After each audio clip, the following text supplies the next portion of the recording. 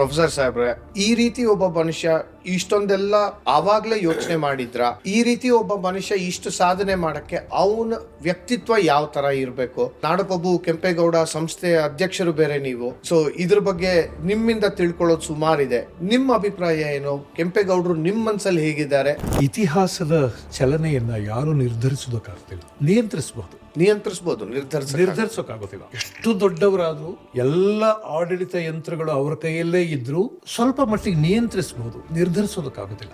ಹಾಗೆ ನಾಡಪ್ರಭು ಕೆಂಪೇಗೌಡರು ಬೆಂಗಳೂರಿನ ಇತಿಹಾಸ ಹೀಗೆ ಸಾಗಬೇಕು ಅಂತ ಸಂಕಲ್ಪ ಮಾಡ್ತವ್ರು. ಆನಂತರ ಅದು ಬೇರೆ ಬೇರೆ ಬೇರೆ ಬೇರೆ ತಿರುವುಗಳನ್ನು ತಗೊಳುತ್ತೆ.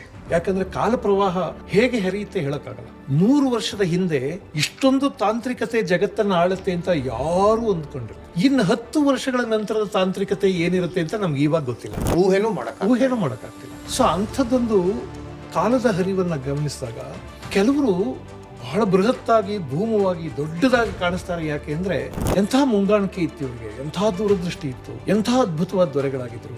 ನನಗೆ ಕೆಂಪೇಗೌಡರ ಬಗ್ಗೆ ಅಥವಾ ಮೈಸೂರಿನ ಕಟ್ಟಿದ ನಾಲ್ಗುಡಿಯವರ ಬಗ್ಗೆ ಅಪರಿಮಿತವಾದ ಗೌರವ.